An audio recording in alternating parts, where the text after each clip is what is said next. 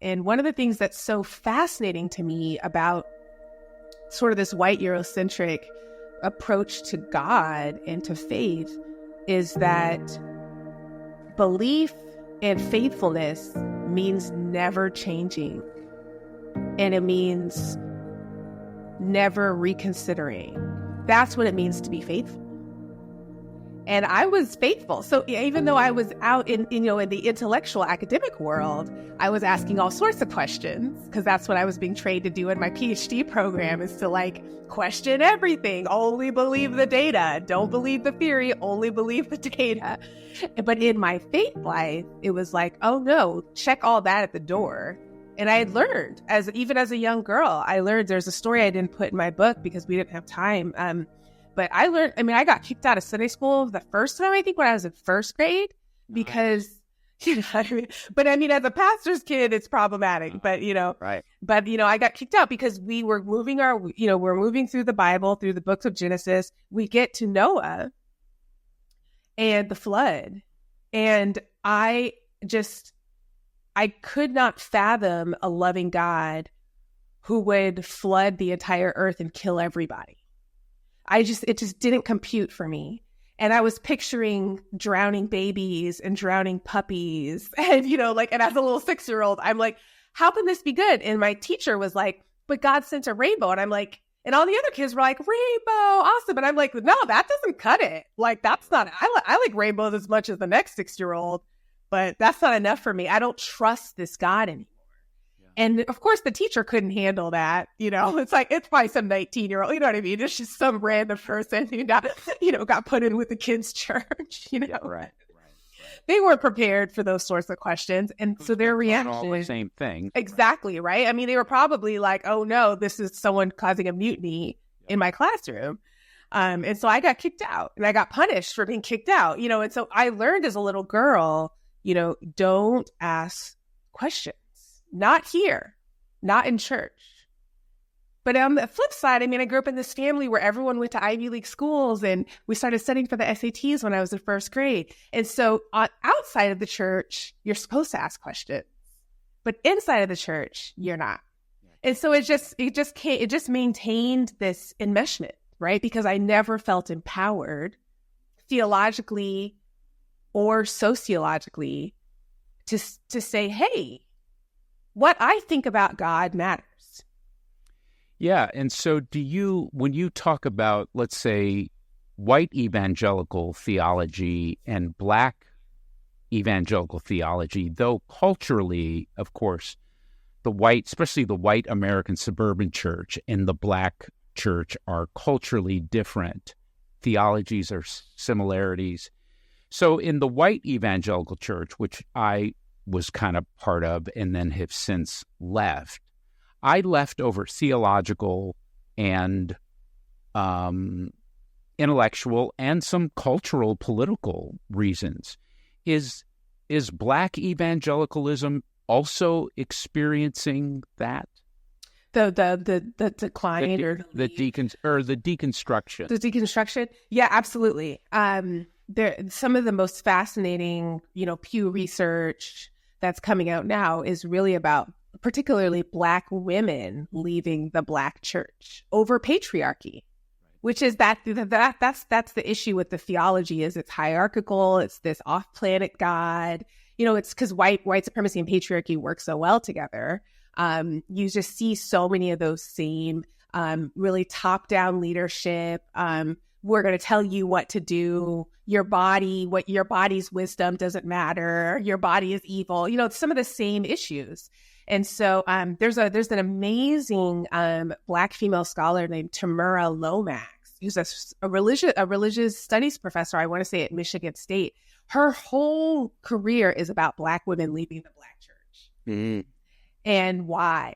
And so it's not just a white evangelical thing. I think the Black exodus happened is happening like half a generation behind the white evangelical one, in part because Black women are really socialized to be faithful, to be family oriented, to care about everyone but ourselves. And so we're faithful, we're loyal, we are the ones who keep the church running, and so it's that that tension around taking care of yourself and caring for others is a lot harder to manage as a Black woman, because we're just socialized to care for everyone. We're just socialized to be much more interdependent than white people typically are. And so choosing ourselves and choosing our truth can be really socially complicated. Yeah. And in your latest book, God is a Black Woman, which I have loved this book. This book has floored me and humbled me, but it's been important to read for me. Talking about this enmeshment, this greater enmeshment. So a huge part of your story and your spiritual and human journey of liberation, from your mind to your spirit to your body, comes from leaving this, what got culturized as the construct of God as the white male God. And I love how in the book you make that that is one word, white male God, that has literally like its indelible imprint is all over culture, but uniquely on Black lives and uniquely on Black women's lives, as you talk about. So you're a social psychologist, sure, but you're also a human being who has experienced this. So, Christena, what is the white male God? What has it done to us?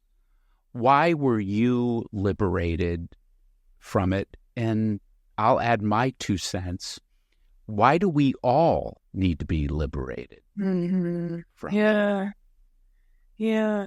So white male God, I kind of tongue-in-cheek call him the patron saint of white supremacy and patriarchy. He's what makes those impulses and those ways of being seem holy, seem like something to strive for.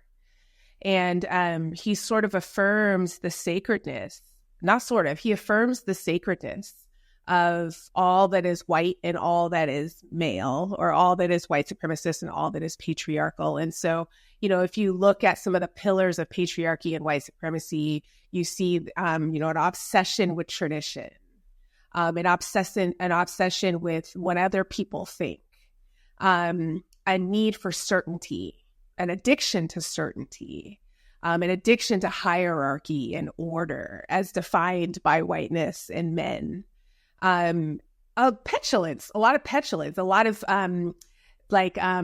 insecurity, like that. Like when I think of like a Napoleon or I think of a Machiavelli, I think of a white male God figure. These folks that claim to have a lot of power, but are clearly not secure in that power. Like when I think of an unhealthy ego, like I think of that constantly needs to be affirmed. It constantly needs to prove that it's right, and constantly needs to squash other perspectives.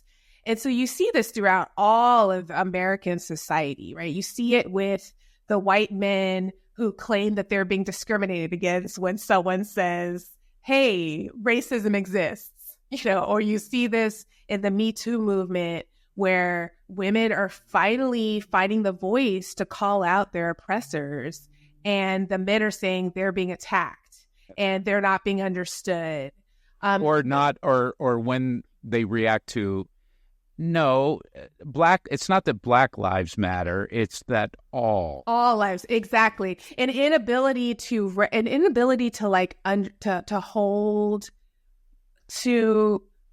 multiple truths, right? That all lives can matter, and also not all lives currently matter, right? What did this, because you, in the book, you talk about that construct of God, even it just pervaded America, white or Black churches. Right. And also church or not church, because you see it everywhere. You see it in the Supreme Court. You see it in how the Supreme Court is legislating what women can and cannot do with their bodies. That's a classic white male God move. Control, control, control. Especially men controlling women in their bodies, right? And this idea that the moral compass is in whiteness and maleness, and that you can't trust people with other bodies to have a moral center that is trustworthy, that is grounded. So is the white male God is ultimately viewing spirituality, humanness, culture, even something as success, even as shallow as or deep as success is through whiteness. So, and maleness, and then both of those things in the agency of patriarchy, having the power to be a patriarch. So what did that do to you as a wonderful young African-American woman? I mean, it almost killed me. It tried to kill me. White male God tried to kill me. He wasn't successful. But, I mean, I look in the mirror today, every day, and I think, I'm almost 44 years old. And I think, why, this is like emotional, why did it take me so long to know that I was beautiful? How did I look in the mirror for years and years and years and not be in awe of my own sacred beauty? And it's amazing to me because I'm so strong in so many ways. And I was on all these huge stages in the evangelical world. I was a columnist for Christianity Today magazine. I was a keynote speaker at Urbana. You name it, I did it. And yet on the inside, so on the outside, I looked really successful, but on the inside, I couldn't see my own beauty. I couldn't trust my own voice. I needed multiple other people who are like my spiritual heads to affirm decisions that I was making. I had silenced my questions, my real questions about God, and just sort of silenced them by memorizing scripture or doing spiritual practices that would calm those anxieties down. Well, not even really calm them, just numb them, because the anxiety stayed that I had about faith, about why the church wasn't responding to Trayvon Martin the way that my soul needed it to. If you're going to call me family, why don't you care about my brother who was just killed? And so I had all of these ways in which on the outside I look strong and successful, professor at Duke Divinity School, all these things, but on the inside, my identity was just mush. It was just whatever the white patriarchal world thought was valuable, that's what I wanted. And that's a huge reason why I even took my job at Duke, was because I thought, this platform will affirm my calling. I have this name, I have this position, I have this place that can say, yes, that like her voice matters. And one of my colleagues at Duke, Kate Bowler, who's a church historian, wrote a book about women in power in the evangelical church. I think it's called The Preacher's Wife. And she actually interviewed me. I'm in one of the chapters because her main thesis is that in order to be a woman in the evangelical church and have any sort of power, or what we might even call, I don't know if it's real power, but what we might call power, you have to be married to a man who has power, or you have to be associated with an institution that has power. And so she does that's why she calls it The Preacher's Wife. And then she has one chapter on outliers, and I'm in that chapter because she was like, how did you possibly get the platform that you have without being married or working for InterVarsity or working for a denomination or any of these, I was this like kind of wild woman out there just with a voice. And the way I was able to do it was by contorting myself into what the white patriarchal God wanted. I've said this jokingly, but it's not really funny. I became as close as you could to a white man while still being a Black woman. In the way I communicated, in the resume that I amassed, in the books that I wrote, in everything I did, I put a certain part of myself forward, but all the other parts of myself had to be atrophied. So and that's when I first came in contact with you. By the way, I think a lot of times our deconstruction starts to happen here before we even admit it here. So when I first came in contact with you, you were on those stages.